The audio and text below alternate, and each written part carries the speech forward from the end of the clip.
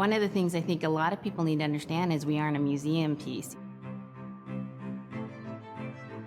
The Inupiaq people are a living people and a living culture. Even though we're in northern Alaska, which covers this vast area from Nome all the way over the Canadian border, is that there's this extreme value of interconnectedness and interdependence. It's a hunting society, a gathering society from thousands of years. This is what creates our culture. That special relationship between humans and the natural world and the animals, and that it teaches you how to have a society that doesn't do too much harm to the world. Love and respect for nature, for one another, for our elders. Very, very fundamental value, key to life. Our values are something that bind us all. The importance of sharing with one another, the importance of spirituality, and the connection to the land, our traditions, how we hunt, sharing of stories and songs and dances. I'm Inupiaq. I'm from the Arctic Ocean. I am Inupiaq. It's very important to me. It's who I am as a person. And we're very proud of who we are, and we want to continue that.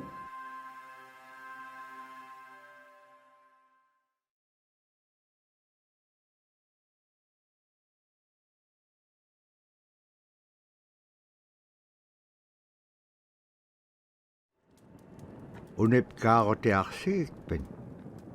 Taalaaqanilaqannasuk unipkaaq tuaq qaawiuraqama. Niveaqsiaqarualuguuq iñuuniaqaniqsuq angayuqaagamini. Sumitaimma. Niveaqsiaqarualuk anguniallatuniqsuq. Aasiisuraqallavluni supayaanik.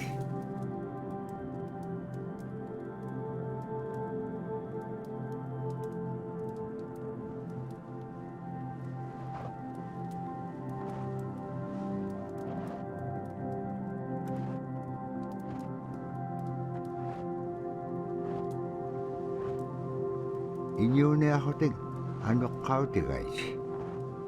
Anuqqulingaaliaqsuq.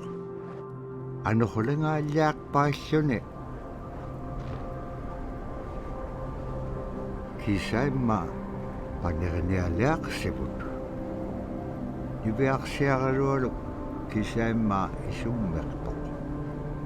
Tavraasi kangitsaquaqsigaasumman anuqqulisuuruqumagaan. Summan anuqqulingaaliaqamagaan. Tavraasi kangitsaquaqsigaasumman anuqqulisuuruqumagaan.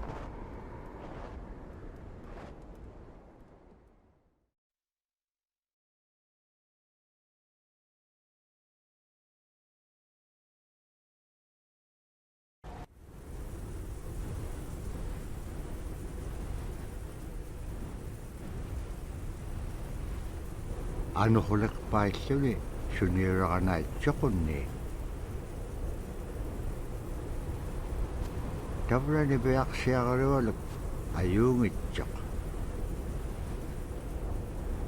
Pajjagniuliqsoq.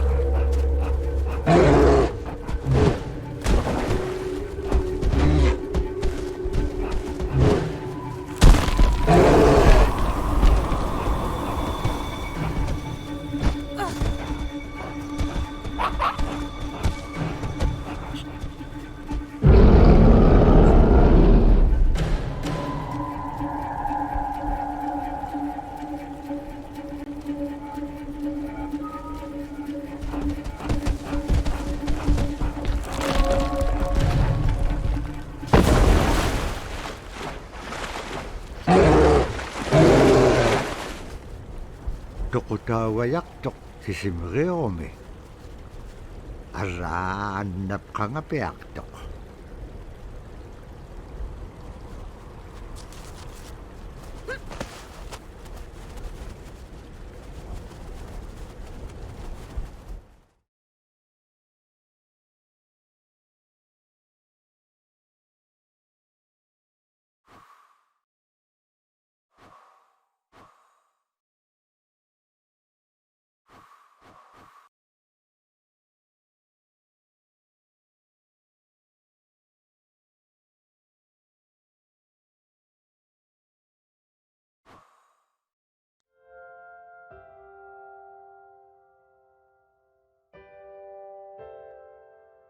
It'd be busy, busy, busy all through the day. You get up and you just go right to work, you know, right to work. There was always something to do. There was never any idle time. The only idle time we had was after we eat and before we go to bed. One of the older people would be just relaxing, laying down there and saying, you know, it'd be really nice to hear a story. And then just organically, someone would just start telling a story. Storytelling for the Nupiaq people is very important because it not only created that sense of community, but is a way to pass on wisdom to the next generation. It was like TV, you know? It was just like, it was as good as anything, any movie you've ever seen. And the storyteller told it so clearly that it was just as powerful as any of the greatest movie blockbusters you've ever seen.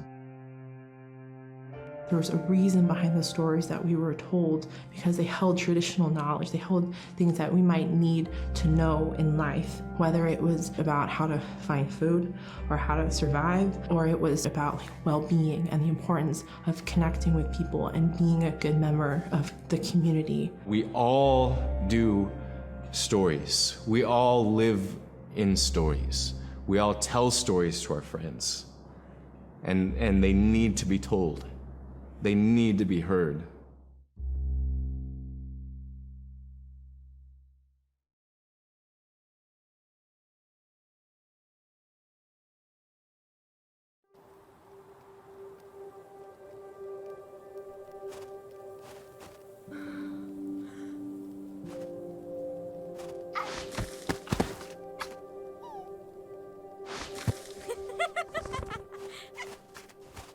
Kole ringay chok inyo gunun.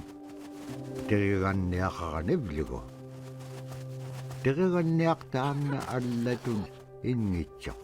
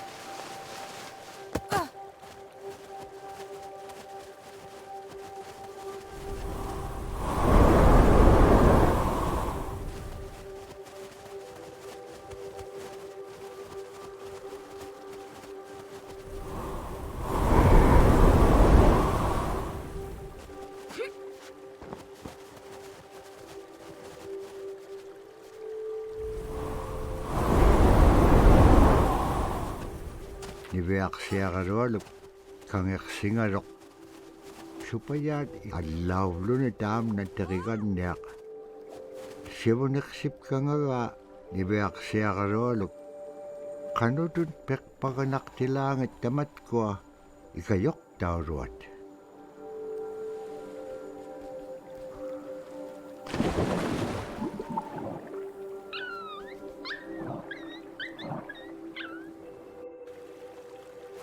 niveaksiagarualuk kangersingarok supaya allaulun taam na teriganniaq sivuneksip kangaga niveaksiagarualuk kanutun pekpaganaqtilaangit tamatkua ikayok tauruat.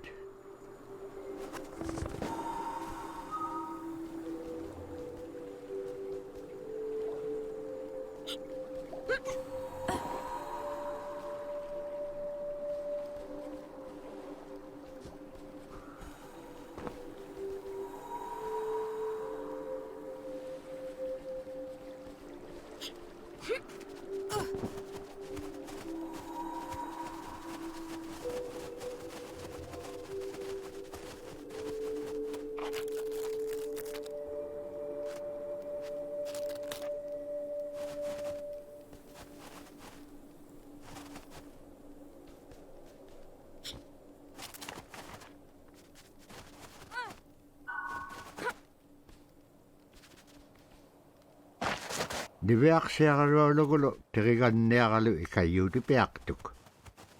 Siqaqaniurutimigini. Araa kangersinaitsequnni qanoq pisilaangak. Aglaan tavra atautsikun aingaruk.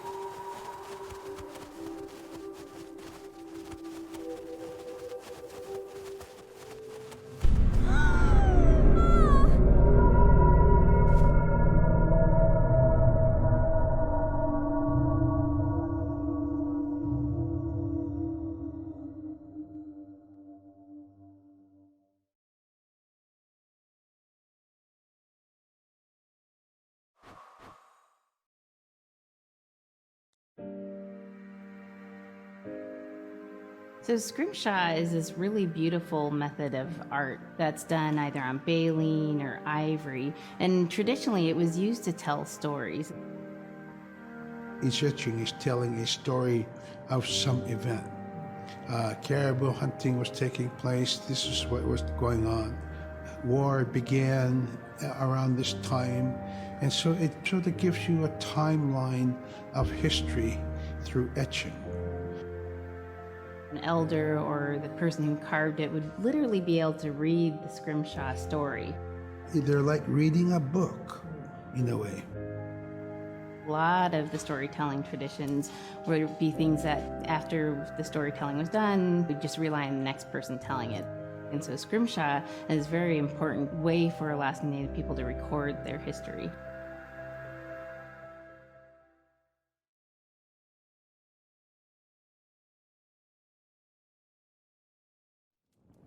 Iverksiarluollu tikitkaa aimarvini.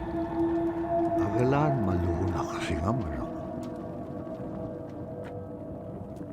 Injoqulu tikingamaloq iverksiarluollu piingaan. Ivahalaqsimaloq sumittaimma.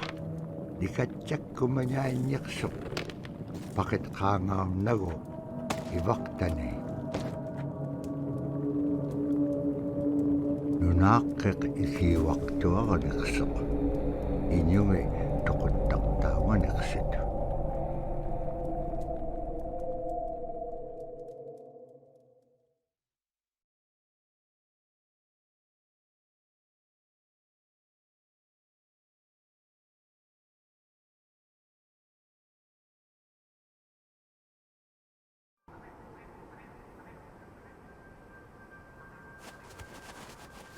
Niverksiarluollu upperingitkaa tautuktani. Tautukunaqtuaq sunapayaaq sequminganersoq. Niverksiarluollu iuniaqatingi pisaullaganersut. Qanaqimnia anuqulaqpallqinam tainnaqumiñaitkaa.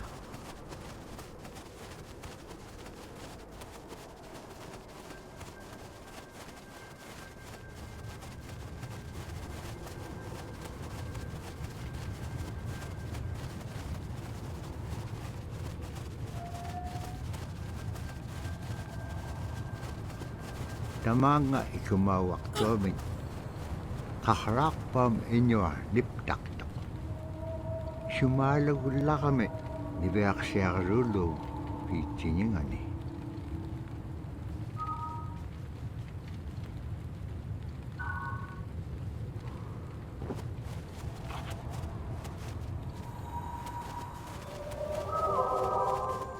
Agalaan qahraqpallqinat sagabingaitsut. Immenjauret sagaberimeu samanga nunamin. Pakaruhutin nunaqqimin.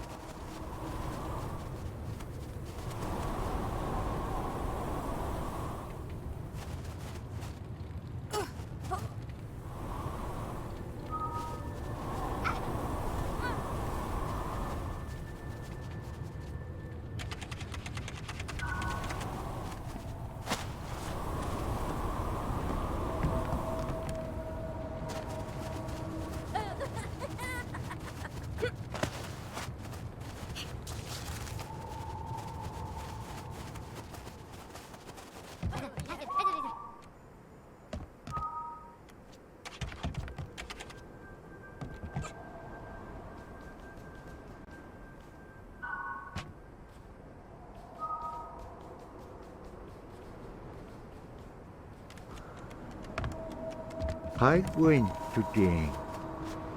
Qallaqtuq iñugungaruaq uppik.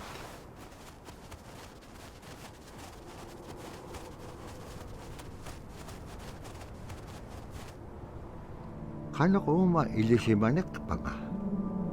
Isumullaqtuq niverksiarluollu. Qanuqqiitapura qaunugingagikpen. Qillautika pigiupku. Ikajoruniaqalluarikpin kimun tainna nunaaqqiq savaaritilaanga.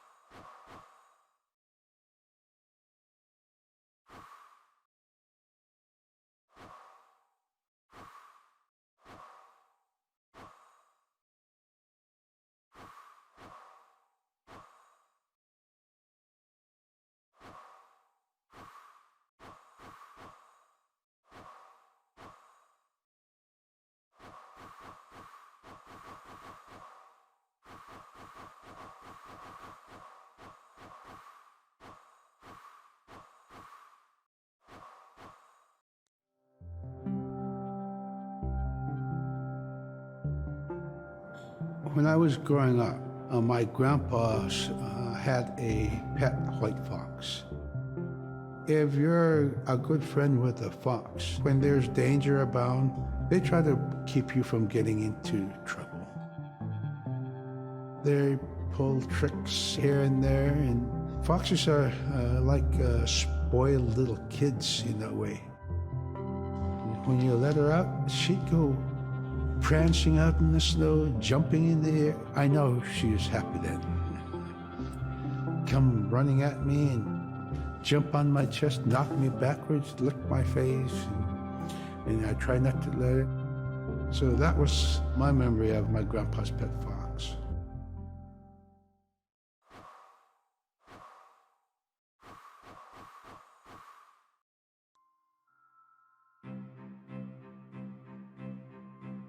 Silla is the weather. It also means the atmosphere. Here's the nuna, or the land.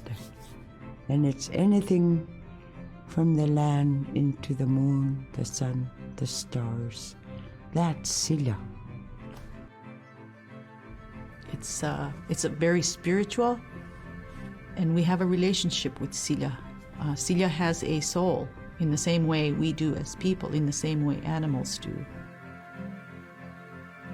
I think spirit helpers in and of themselves are really about how we're connected with things. And so it may be that there is a spirit helper that shows themselves as a bird to show you the way home, or it may be a spirit helper that actually decides to show themselves with the face and body of a man instead of their animal form.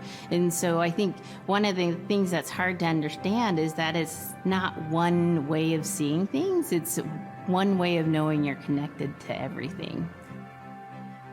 We've always had that spirituality of everything around us. It's the interaction you have with the air you breathe, the ocean that you gather resources from, the rivers from which you gather fish, the tundra from which you pick berries, the animals that give themselves. It's all of that.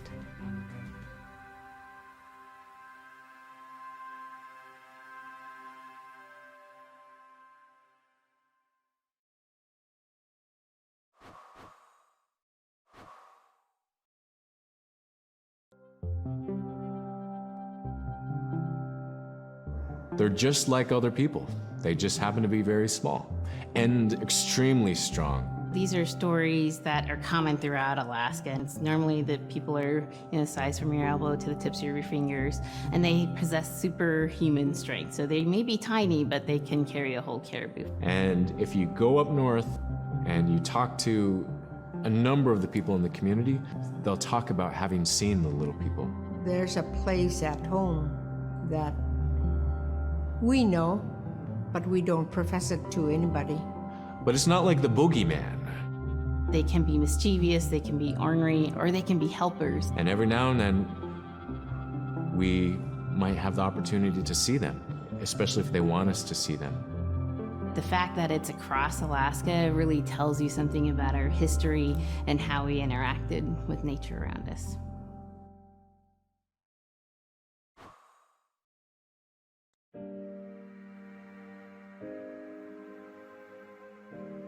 The bola is what we call kilometang.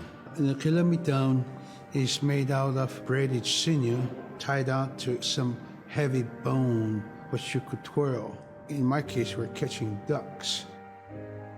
When we're out whaling, sometimes the ducks start flying. And they're good for duck hunting. If you're a whaling crew, you can't make too much noise, so you can't use a shotgun for getting some duck soup handy, So bola was a really handy weapon to use for catching ducks. The ducks fly in, you throw it up and tangles up the bird, and down they go.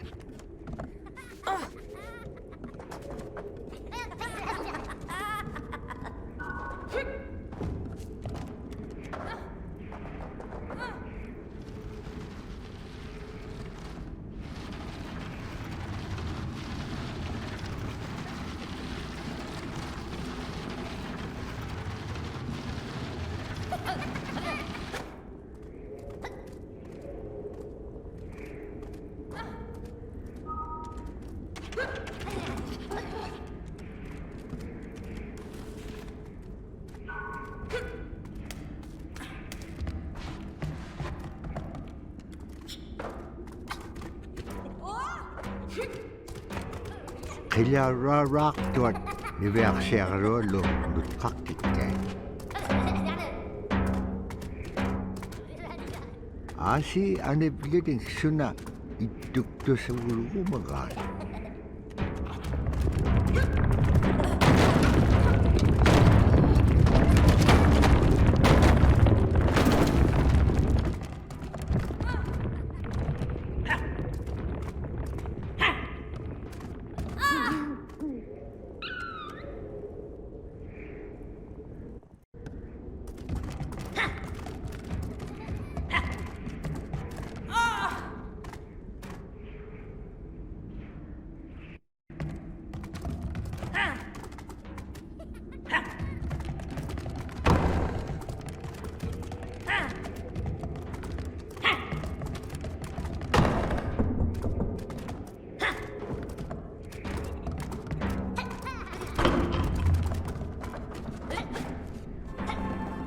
Beak siagro lo sabat ko may ahalawit imaynyaw rat. Bakit ka upiyong kayaw din?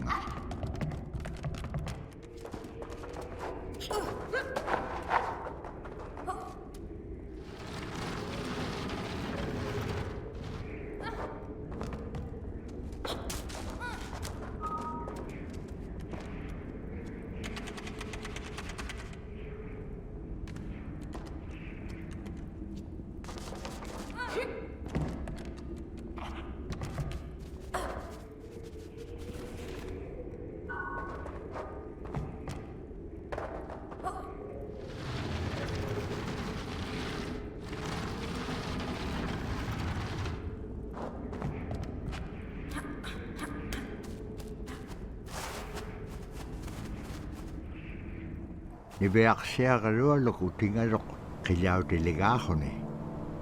Upik ko beak chapalugarok. Asi tabura pibir tagaliw di pian lagaga ni beak siagro lo. Dahil nahone ay chudi kirakangarok. Upik ukalagtok. Uvaw na kao nagingagiga. Iligin nun pikit kublo ko.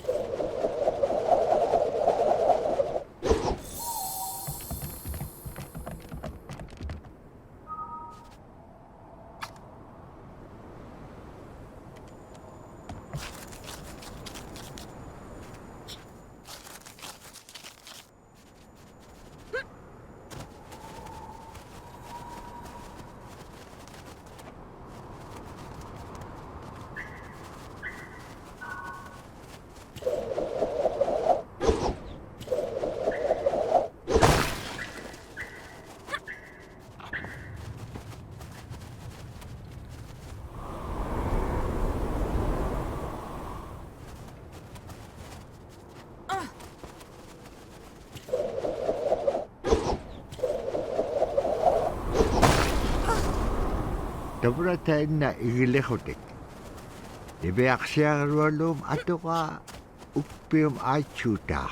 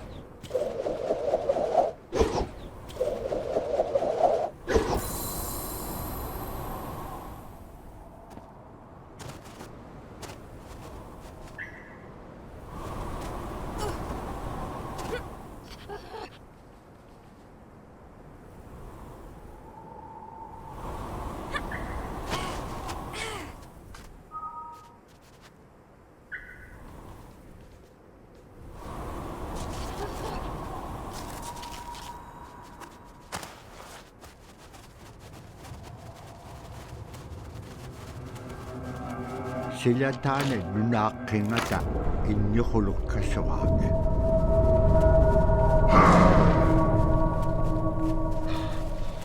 Innyuquluum tautukamiu nutqaqua. Agalaan niviaqsiaqarualuk.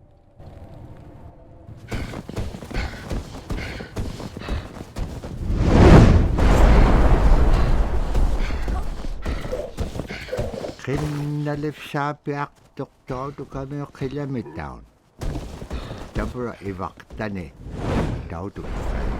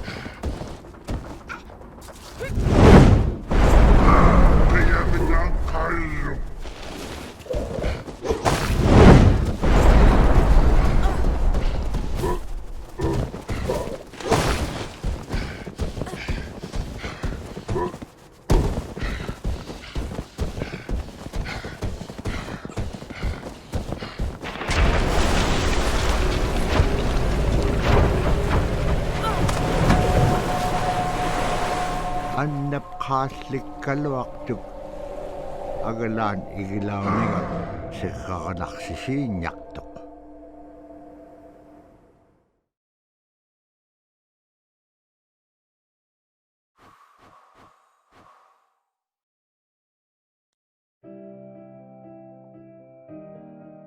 Caribou it provided for us in many ways. Our clothing in those days was made of all caribou skin. I grew up wearing caribou pants, mittens, caribou skin mattress, blankets. Some people had boots that were made with wolf leggings, sealskin sole bottoms. Baleen was shaved to make insoles. They kept us quite dry and warm as well. But the caribou skin clothing was the best. We would get as many yearlings as we could for our outer clothing. And for heavy winter, we would get caribou in February or March because the hair was the longest and the skin was the thickest, and we would use those for our winter gear. With that stuff on, you could sleep outside in 50 below and it wouldn't bother you a bit.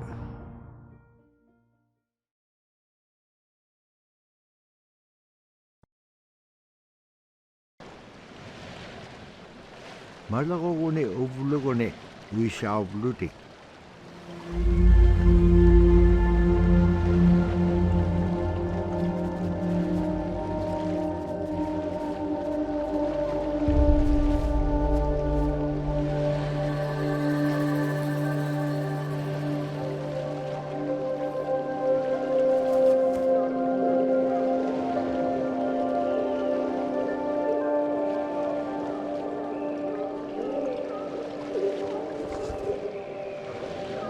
Dabra tuvakaroa mo tikityo.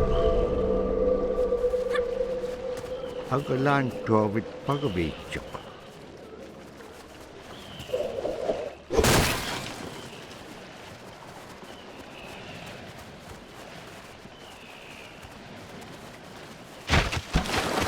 Siko nalunak tok kanok igilaganayak tilanga.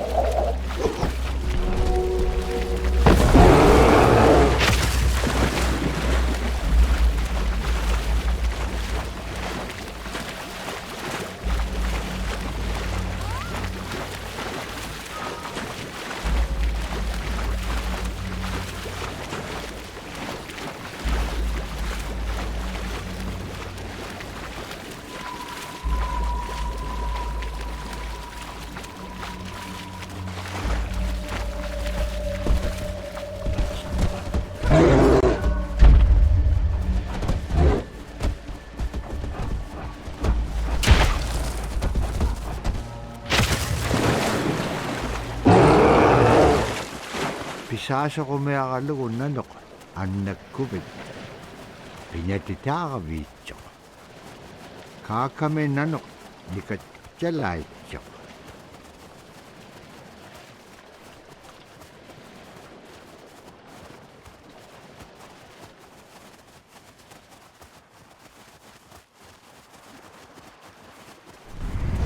Agalan taman nanu na alaw.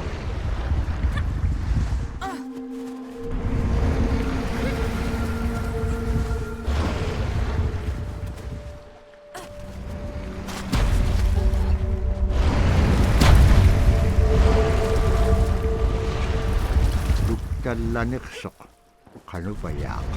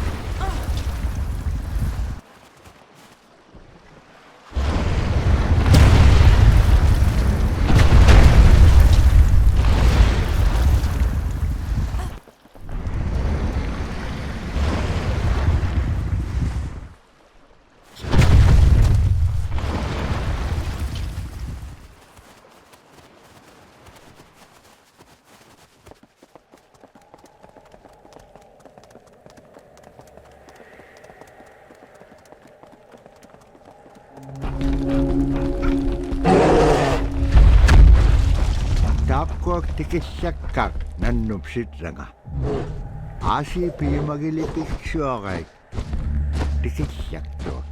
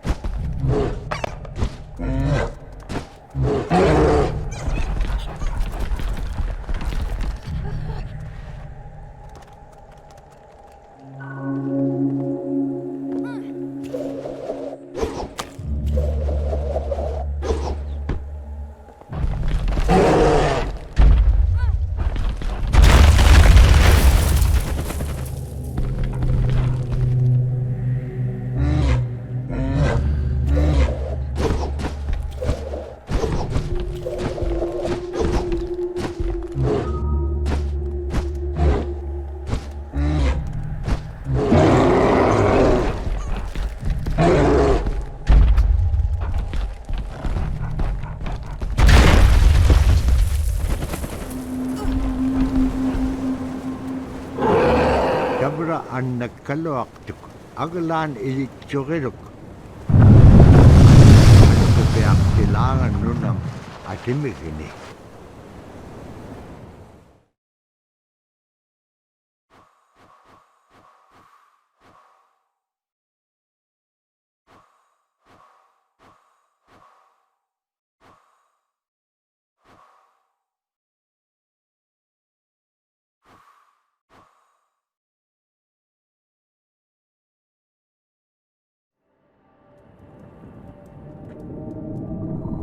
Niveaksiaqalualugulu tiriganniaqalu imaaqtuk.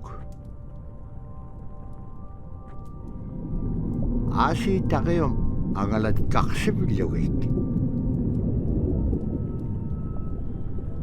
Taqium igukkai qairusunginun puktaaqpaum. Araaqanuhutik taimma ipingitpak.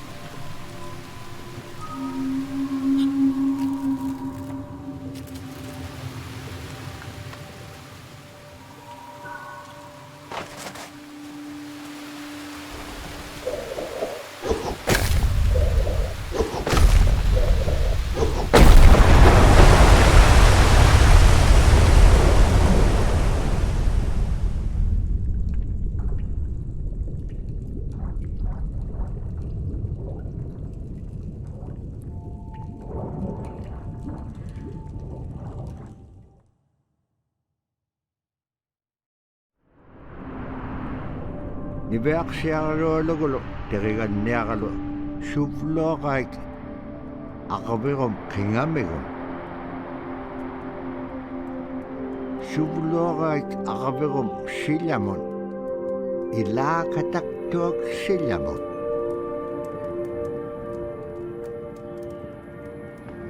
Tipinekaik, sanganun, nunaken.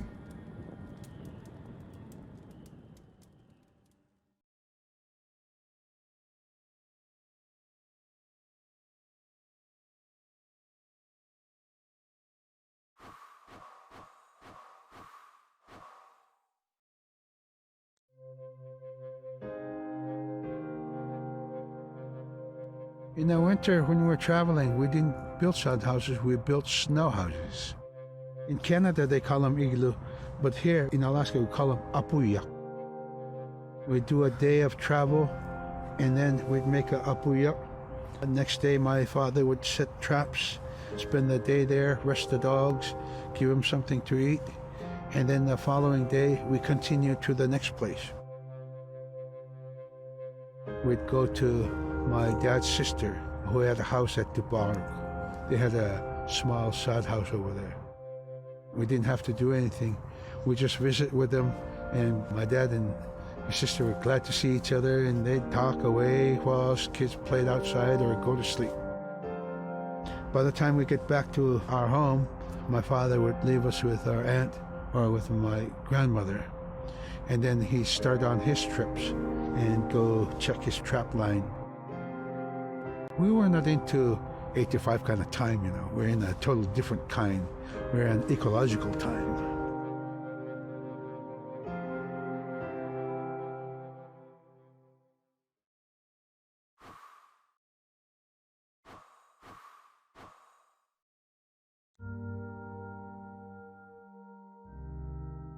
The scaredest I've ever been, I was 12 years old. We floated out on a piece of ice while we were duck hunting. It was a bluebird day, just clear blue skies. And there was 3 of us, myself, my brother, and my dad. Next thing you know, we see this dark, dark shadow on the ice. We look and it goes behind us. So we all jumped up, startled, and my dad, he started running. We got back to the ridge there. The ice had fractured, cracked, and broke off, and we were floating away. We were drifting. It was close enough to where my dad would have made it. He stopped and he thought about throwing us across, and if one of us was on the other side, we would be split up. So he stopped, and he just so happened to have a cell phone on him. 911 didn't pick up. That's the worst feeling in the world right there. 911 did not pick up. So he left a message because they record their calls. Once he had relayed that information, his cell phone died.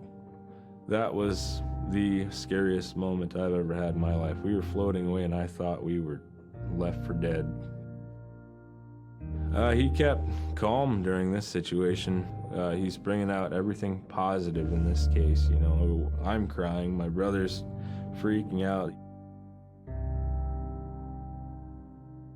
It went from clear blue to dense fog. Within a couple hours, we heard the chopper flying around, so they must have gotten our message. We thought we were saved, and then the chopper sound went away. So we lit some of the sled on fire. It's plastic. We thought black smoke in the fog would create some kind of marker. Chopper pilot had mentioned when we got rescued, you could see a glow in the fog. And he slowed down there, and sure enough, as soon as he slowed down, we got within visual. That was definitely the scariest moment of my life, was floating away and not knowing what the outcome was going to be.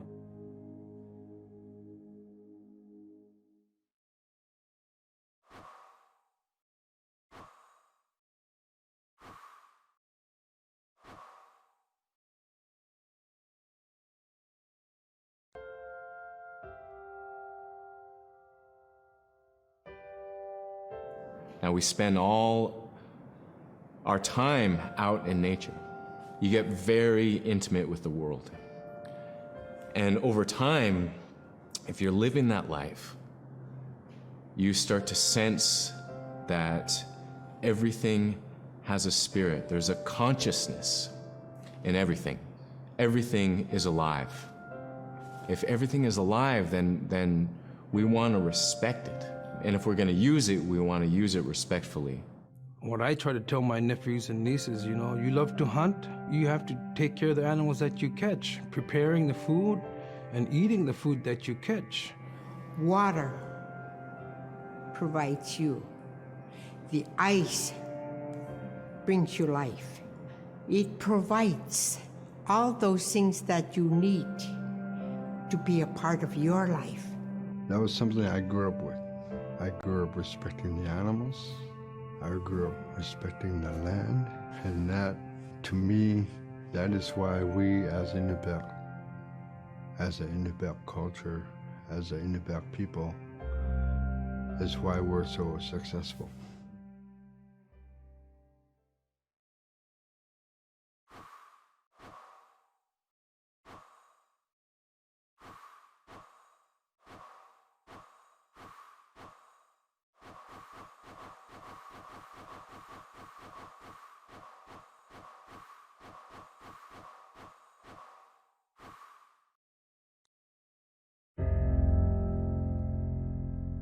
Drum is something that's common to all cultures in Alaska. All cultures have a drum that may have some stylistic differences or differences in the materials that it's made, but it's still in recognition of life and vitality. And the drum mirrors the heartbeat. And when you continue drumming soon, it will be in line with your heartbeat, because that's what it's supposed to be, the heartbeat of the community, and it symbolizes vitality.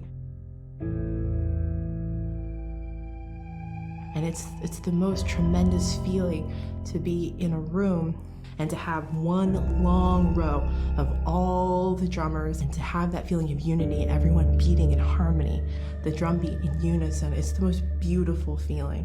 And to know that you're connected, you're on the land that you are connected to. And even if you grew up outside of the community, that which is in you comes from this area. And it's the greatest feeling.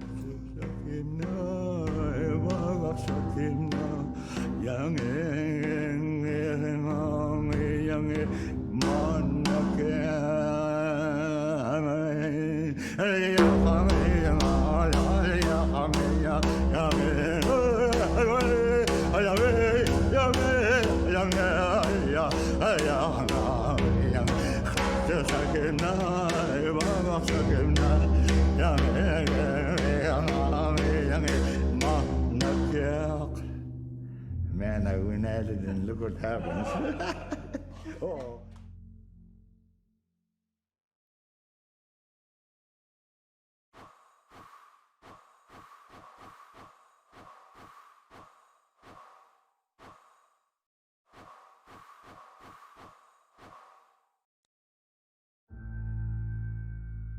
We're very much aware of the climate change. And it's been for many years, even before climatologists were noticing this change, Inuit were already saying, Sila alangoktok. Our climate is changing. If the heat is going the way it is right now, for us it's going to be pretty bad. Different birds are coming, and they're coming earlier, and sometimes rain is more than what we want, because when there's more rain, we know it's going to melt the permafrost. In my time as a young whaler, when I was 9 years old, we're hunting from ice that was about 25 feet thick. And there was giant icebergs already floating, coming by. That was the first signs of a changing climate. Ice that never broke before was now moving. Now, here it is 50 years later, we're hunting whale from ice that's 18 inches thick. There's no more thick ice.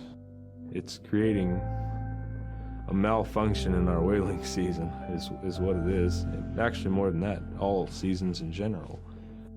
I think we are more scientists than more people will realize. We have more knowledge of those things than people will ever know.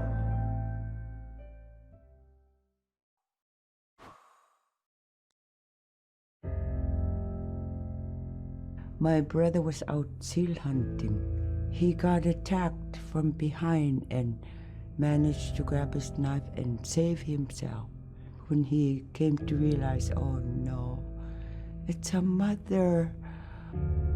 We've always known traditionally that we avoid killing a mother. It's always been sacred to us to protect them. He had to present himself to the council, and so he was given the job to mother the baby, and we kept it. It got so big, it went over the barricade one day and got to the dog food, and that was an indication that, brother better go teach it how to survive on its own. So he did. I really got attached to the bear because I more or less grew up with it. And some days when brother took him walking, once in a great while he'd put me on the bear and I would ride on it like a horse. I was just happiest little girl in the world.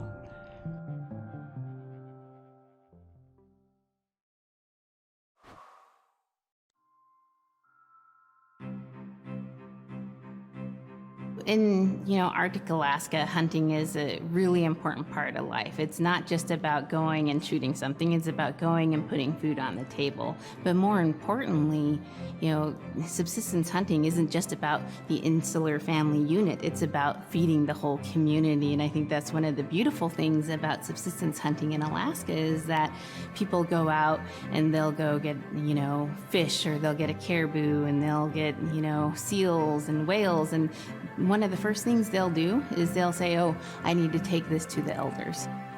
This isn't just about one individual surviving or one family surviving, it's about the whole community. We didn't just go out and kill and put in a freezer. It's like a ritual that I learned from my parents. It's all about relationship. I don't know. I think there's a lot of camaraderie involved, and just being out on the land or being out on the ocean. It's like getting back in tune. I'd rather be out there. To me, once I go out there, it's the world that I learn from.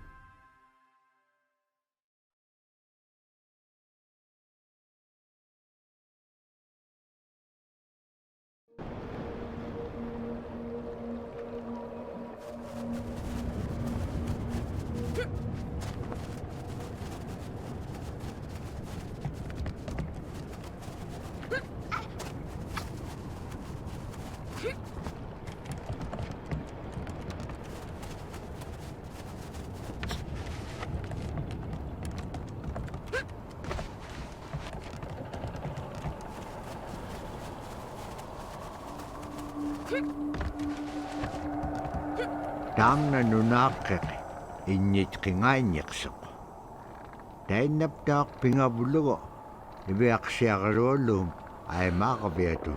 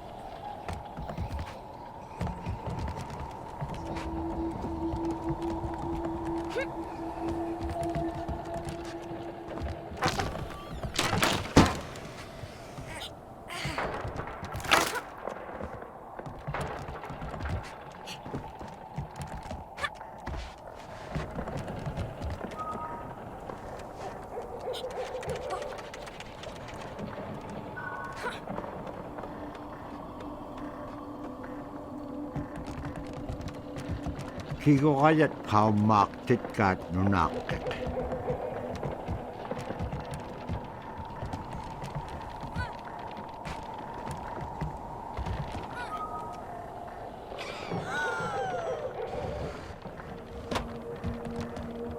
Kigorajat qaummaaqtitkaat nunaaqqiq.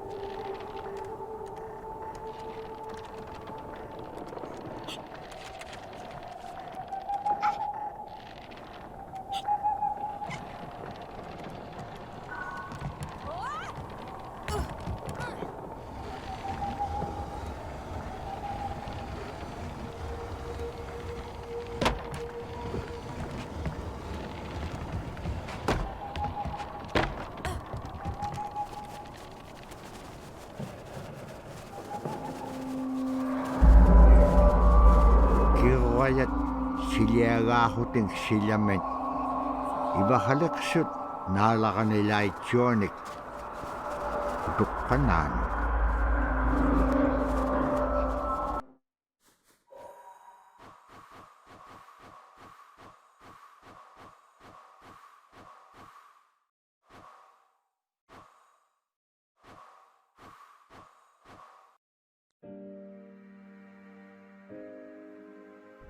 I think most central to the ideology of the Inupiat is the idea of sharing. Being able to feed the community, feed others.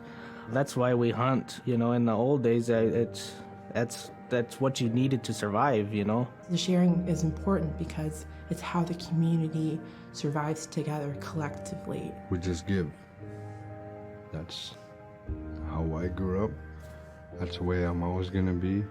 Because of who we are, we always think about other people first. If our people didn't share in the old days, we wouldn't have survived in this harsh, climate, environment.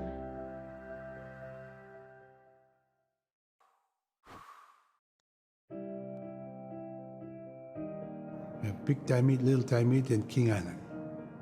And in those three islands are the stepping stones to get to America. So King Island is this absolutely beautiful place off the coast of Alaska. And if you can imagine being on this really kind of rocky island that kind of shoots up from the water to these cliffs, and then all of a sudden you see these stilts, and then you look up and there are these houses. They were built on the cliff up high because of the ice. Being an island in the Bering Sea, you have ice that's being pushed by the winds onto the island. So it's going to pile up 50, 60 feet high. Structures are still there today, and people have returned to King Island. It's a growing community as the people return back to their island.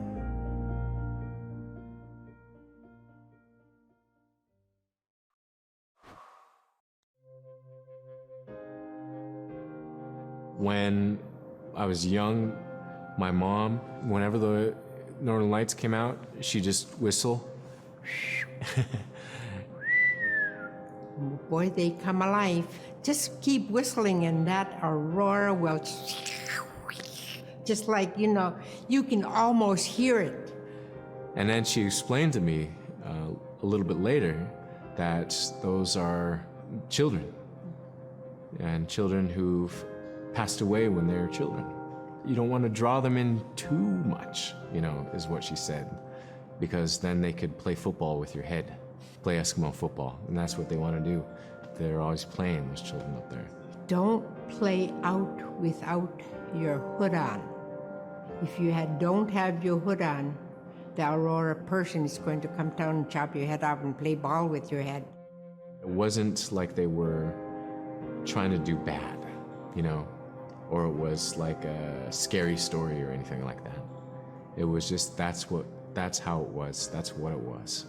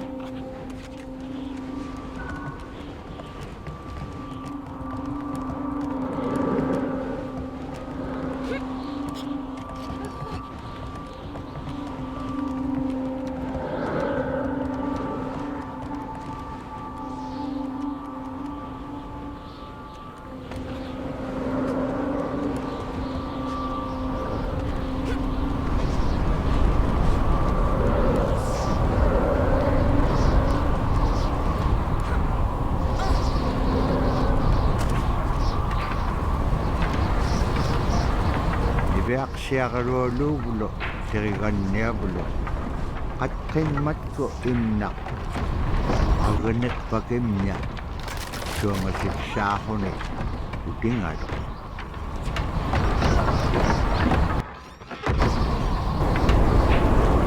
Ibeaq siagarualuuvulo teriganniavulo qatqimmatku imnaq aganet pakimnya suangasipsaahuni utingalo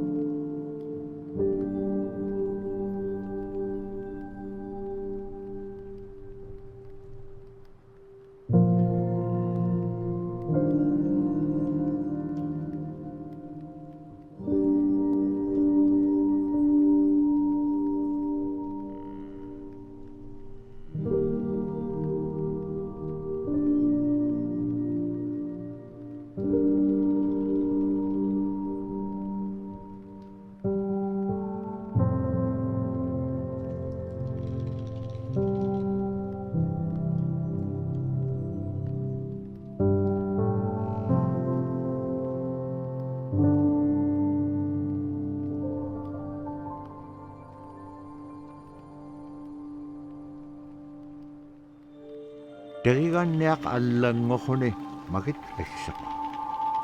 Naga tenaittuaq ataramik.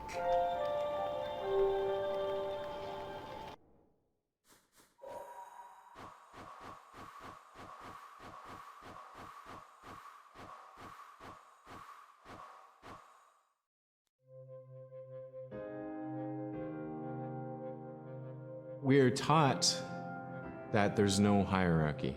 It's not everything else, and then man, humans on top, and they're separate from everything. We're taught that everything is equal and that all the animals have a human form or can be seen in a human form. And so they have just as much or more intelligence. In fact, have a lot to teach people. And so that's how these transformations can happen. It's if the animal wants you to see it in its human form. There's a story where a man comes up to an ice hole and then realizes there's another man in his parka that's got stuck in the net, and is just stuck like that. Oh, can you let me out? Please help me, And so then he lets the man out, but then realizes that was actually a seal. That was a seal man. And just because that seal wanted that help, that seal allowed itself to be seen in human form.